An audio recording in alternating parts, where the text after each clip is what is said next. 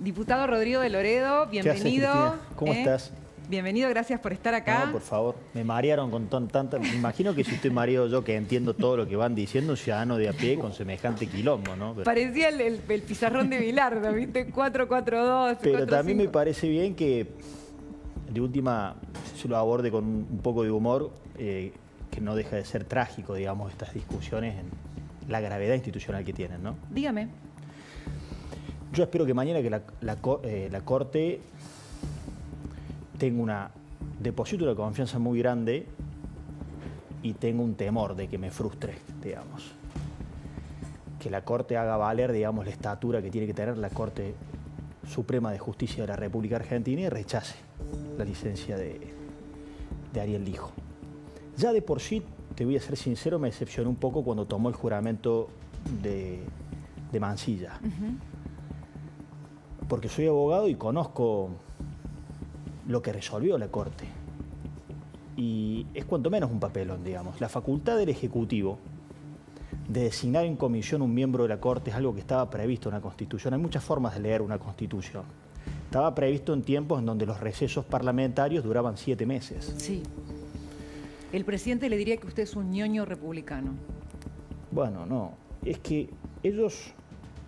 Mirá que yo acompaño este gobierno y creo que yo le pido al gobierno que vuelva a concentrarse sobre el aspecto económico porque tiene logros tremendos para exhibir, desafíos tremendos que mantener. Y sobre estos temas ellos suelen decir que son cuestiones de formas y son cuestiones de fondo. Son cuestiones de fondo. Y en el léxico de ellos, si quieren, para no irlos al mundo de lo jurídico, se lo traduzco con estos términos. A ver.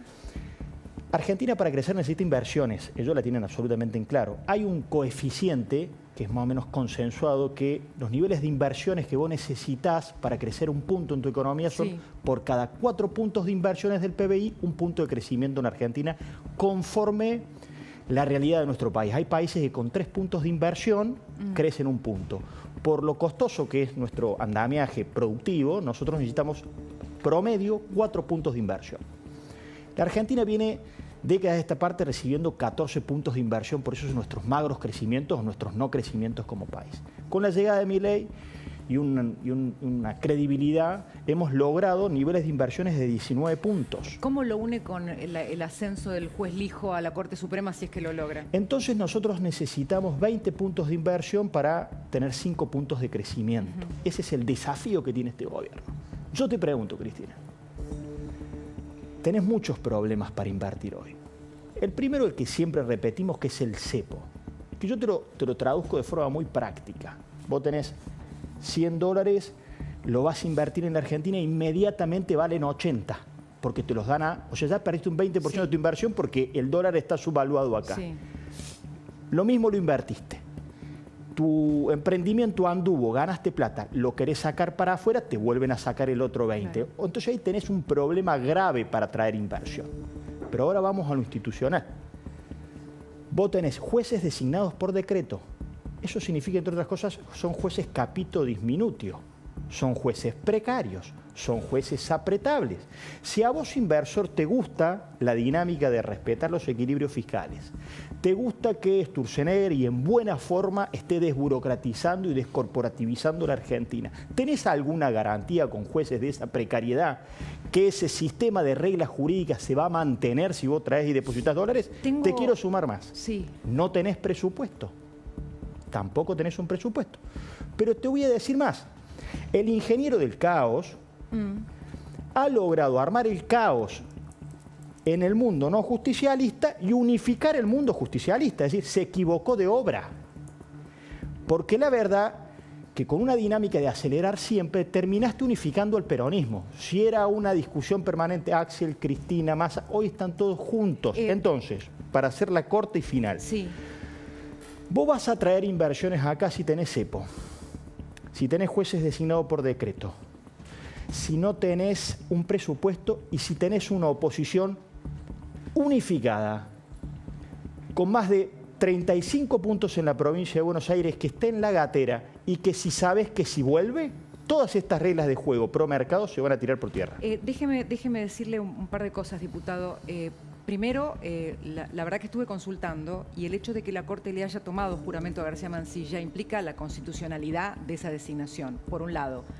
Concuerdo con usted que me parece una desgracia que un juez como Ariel Lijo asuma en la justicia, sobre todo considerando que está bajo sospecha y que ha tenido cuestionamientos récord, más de 350. Tenés dos problemas con Lijo. Entonces, la metodología de designación y la figura del juez. Son dos cosas. Pero déjeme agregarle algo y agregarlo a la mesa, porque hoy estuve hablando con el ex juez de la Corte, Juan Carlos Maqueda, y él arriesgó lo que le parece, no que puede pasar mañana, sino lo que le indican los antecedentes.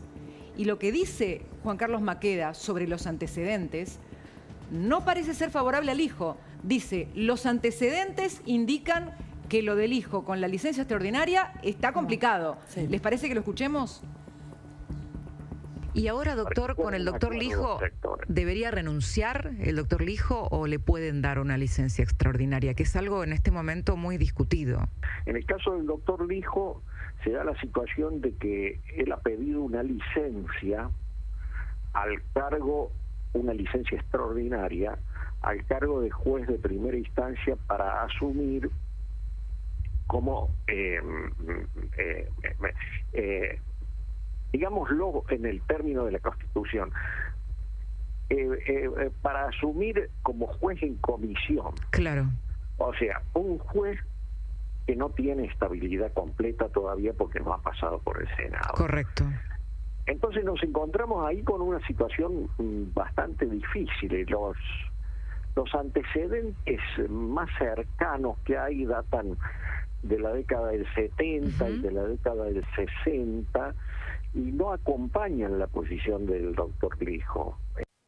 Los antecedentes no acompañan la posición del doctor Lijo. Sí, son dos. En particular, creo que hace referencia a Nicholson, que es del 75, y a Vidau, que es del 64. ¿Por qué? Porque Vidau, a quien te comentaba recién, ese juez de la Corte, que dejó el cargo un día después de que fue rechazado su pliego, igual se había pasado el año legislativo, habían pasado dos, además había asumido siendo juez previamente y también renunció para asumir como juez de comisión. Es decir, cuando el 1 de octubre del 64 deja el cargo, se va a su casa.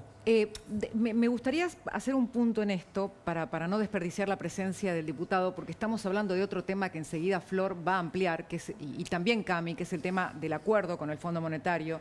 ¿La Unión Cívica Radical va a apoyar el acuerdo con el Fondo Monetario, diputado? Pensé que seguíamos con Lijo.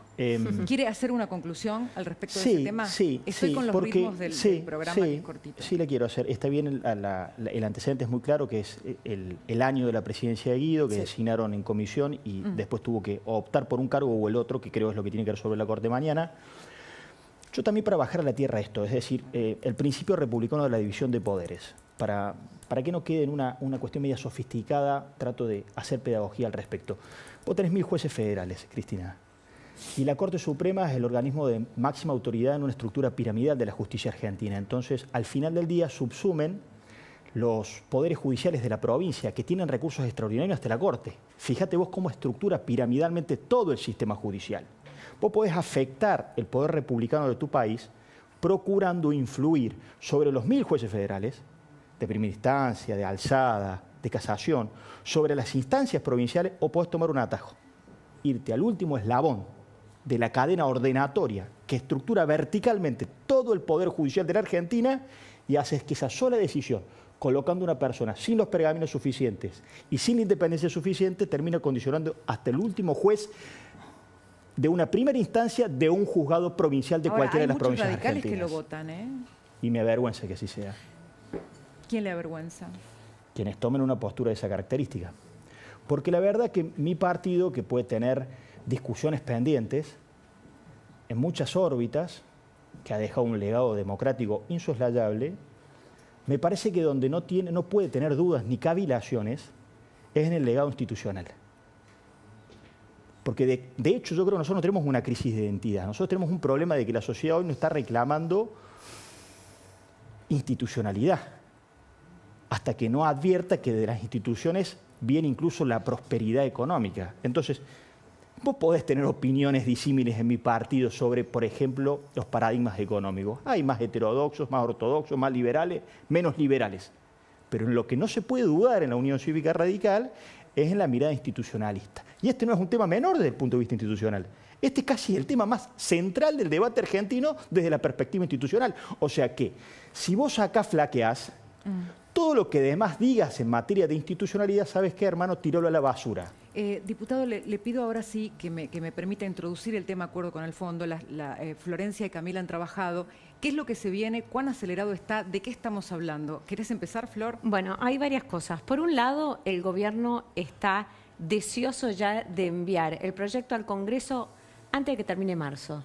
Y hay una razón para esto. Ellos dicen que si se extienden demasiado, la oposición va a empezar o empieza a jugar el cronograma electoral y ya empiezan a reducirse las chances de cualquier aprobación del proyecto del fondo. Con lo cual, cuanto antes envíen, mejor. Lo más probable es que este acuerdo no tenga los detalles. Ahora, hay muchos trascendidos de que el acuerdo está cerrado. No está cerrado. Está muy avanzado. Me cuenta alguien que está en el directorio del fondo que el representante de Estados Unidos, en realidad el secretario del Tesoro, Scott Bessent, después de reunirse con Caputo la semana pasada, mandó la orden de que aceleren las negociaciones y cierren un acuerdo con Argentina cuanto antes. Hasta ahora, esa orden del enviado de Trump, digamos, no había sucedido. Pues sucedió en estas últimas horas. ¿Qué significa esto? Hay varios puntos que todavía están definiéndose. No, pero es clave lo que decís, Flor, porque es la voluntad política y te diría se suma a la declaración que nuestro compañero Rafael Matus Ruiz le sacó a Trump en Estados Unidos con Argentina o cualquier cosa, y eso lo escucharon todos, ¿no? Me parece que es relevante también eso. ¿Están los votos para apoyar el acuerdo con el fondo del gobierno de Javier Milei? Todo indicaría de que sí, así tendría que ser, Cristina, pero debo decir con una responsabilidad básica de que, primero, opinar sobre un acuerdo que todavía no conoces es muy difícil. Claro. Y lo segundo, que esto puede ser un tema que yo estoy habilitado para, porque todavía el bloque no lo he reunido para tomar una postura unificada, pero hay una base. Nosotros le hemos aprobado el acuerdo del fondo a Alberto Fernández y a Massa, es decir, ya no le vamos a exigir, no tengas duda, que nosotros no le vamos a exigir más a este gobierno que lo que le exigió un gobierno anterior. Lo que está diciendo el diputado de Loredo nos remite a una escena increíble, porque quienes le vaciaron el recinto a Alberto Fernández cuando tenía ya en forma agónica la presentación del acuerdo con el fondo fueron Máximo Kirchner y los diputados. Bueno, nosotros hablamos al gobierno anterior. Hay algo interesante de lo que dice y que es algo que se está discutiendo en este momento entre Caputo y la gente del fondo. ¿Qué del acuerdo se plasma en el texto y qué no? Bueno, que ahí vos tocas un tema. Todos los acuerdos tienen cosas, por lo menos no públicas, capítulos no públicas. O en el acuerdo con Massa decía que había que devaluar, cosa que sucedió. En este caso no se va a pedir una devaluación, no va a estar eso tampoco. ¿Esto ya lo tenés confirmado? Sí, yo te digo, o sea, es algo que se está negociando. Pero no es poca cosa lo que está diciendo. El texto escrito, decir que no se va a pedir una devaluación. No, y tampoco, a ver, ¿qué es lo que va a establecer el fondo o qué es lo que se está negociando todavía con el fondo? El fondo no le dice a Argentina devaluar. El fondo lo que sí le dice a Argentina es qué etapas vas a seguir, qué caminito vas a seguir para llegar a un tipo de cambio flexible. Eso es. No todo ese caminito probablemente esté plasmado en el texto. Ahora, para el fondo, el hecho de que sí, cuanto más esté plasmado, es más garantía de que Argentina lo va a tener que cumplir. Cami. No, hoy hablaba con algunos diputados, le traslado la consulta a Rodrigo. Decían, no entiendo cómo van a mandar sin el memorándum técnico. Es decir, lo que estarían pidiendo no es un cheque en blanco. Eso se planteaba en algunos, obviamente son horas incipientes, todavía no se sabe exactamente qué va a contener ese proyecto, como mencionaba recién Flor, pero mencionan, ya hemos hecho mucho, ¿no? Algunos, incluso aliados del gobierno, diciendo, bueno, le aprobamos la ley bases, el decreto 70-2023 pasó, no tiene un presupuesto aprobado el gobierno y también por ahora ha pasado, hubo algunos reclamos de volver a tratarlo. Pero recordemos que hasta el propio Milei rechazó en su momento, en 2022, el acuerdo con el fondo que había presentado en su momento Guzmán, diciendo que desde lo técnico era un problema, ¿no? Diputado, ¿usted fue a la apertura de sesiones el sábado? Sí. ¿Qué opina de los que no fueron? Los repudié, un error. No le hace bien a la Argentina, ese es el tema. La ecuación que ellos hagan en sus lógicas electoralistas y personales, no soy quien para juzgarlas, les va mejor o peor, no sé cuál estratagema tienen. El presidente de su partido no fue. que el mundo vea una apertura de sesiones con un recinto semivaciado, me parece que al país no le hace bien, y al final del día vos tenés que tratar que las cosas vayan bien para el país al margen de tu conveniencia individual. Fíjate el ejemplo que te acabo de poner. Nosotros le aprobamos el acuerdo del fondo por un criterio de responsabilidad al gobierno de Alberto Fernández, porque si no el desenlace era mucho peor para la pobreza, para la marginalidad, para la economía argentina. Bueno, es decir, ¿sabés qué pasa, Cristina? Que no se puede tener un discurso institucionalista no predicándolo con el ejemplo. Entonces, coincido. Es más, te voy a decir algo. Si nos tocara gobernar a nosotros y tuviésemos algún altercado, por ejemplo, con sectores de la Libertad Avanza, probablemente sectores de la Libertad Avanza no asistirían al recinto, porque evidentemente falta una cultura de apego a esto que te da estabilidad como país y que te hace salir de los zigzagueos. ¿Qué es lo que le hace falta al país? Al país lo que le hace falta es tener una hoja de ruta clara y que se sostenga 10, 20 años. Del episodio Facundo Manes, Santiago Caputo, ¿qué me puede decir? Que no me gustó para nada, que no le hace bien a la Argentina, que no le hace bien al gobierno. El presidente tiene esta dinámica de mixturar. Yo creo que es un muy buen discurso el presidente, falto de anuncios concretos, salvo el anticipo del fondo, sí, que me parece de mucha relevancia, pero bueno, ahora queremos saber la precisión del mismo. Pero me parece que fue una apertura bastante bien narrada por él, pero él tiene esa estrategia o esa dinámica de combinar el discurso con episodios bastante violentos, a veces insultivos, con el auditorio. Eso genera... ¿Tiene trato con el presidente, diputado? ¿Tiene trato con el presidente? ¿Se manda mensajes? No, ¿Tiene una relación cercana? No. Usted quedó en una posición muy difícil, ¿no? Porque estaba entre los radicales peluca y los radicales no peluca. Pero no tengo un conflicto con eso, porque siento que tratamos de tener una línea de coherencia que hemos sostenido todo este tiempo. Es equilibrista ya a esta altura. Pues sabes que no, porque equilibrista significaría que te estás moviendo. Nosotros no nos hemos movido, Cristina, en ningún momento. Estamos en el mismo lugar desde el minuto 1. El gobierno puede contar con nosotros para todas las decisiones que mantengan la estabilidad económica y la baja inflacionaria, puede contar con nosotros para toda la desregulación y desburocratización, puede contar con nosotros para no prendernos en la desestabilización del peronismo, que siempre te ofrece un camino para eso, puede contar con nosotros para las reformas tributarias, laboral, penal, monetaria. No puede contar con nosotros para los ataques institucionales o para las agresiones a periodistas o los ataques al Congreso o al Poder Judicial. No puede contar con nosotros para esta agenda conservadora que atrasa traer a la discusión argentina temas que ya han sido saldados, femicidio, discurso contra los homosexuales. No puede contar con nosotros cada vez que haya actitudes no transparentes. No puede contar con nosotros cuando se atenta contra las universidades y no puede contar con nosotros cuando se atenta contra los jubilados. Corta la bocha. Corta la bocha. Dijo peronismo y yo lo miro a Facundo. Sí, una preguntita concreta sobre con qué puede contar el radicalismo y con qué no, y es si va el radicalismo a votar o no la comisión investigadora de la cuestión Libra, ¿no?, que se va a tratar en los próximos días y que los números el gobierno los tiene muy justitos y el gobierno no quiere que se apruebe esa comisión y el radicalismo puede tener un rol o para que se apruebe o para que no se apruebe, como ya lo mostró en el Senado, ¿no? Bueno, en cada tema se debate nuestra postura y siempre estamos en el mismo lugar. ¿Qué opino de ese tema? Yo personalmente ya vamos a ver qué decisión tomo colectivamente, porque conduzco un bloque que tiene aristas, opiniones, ¿no?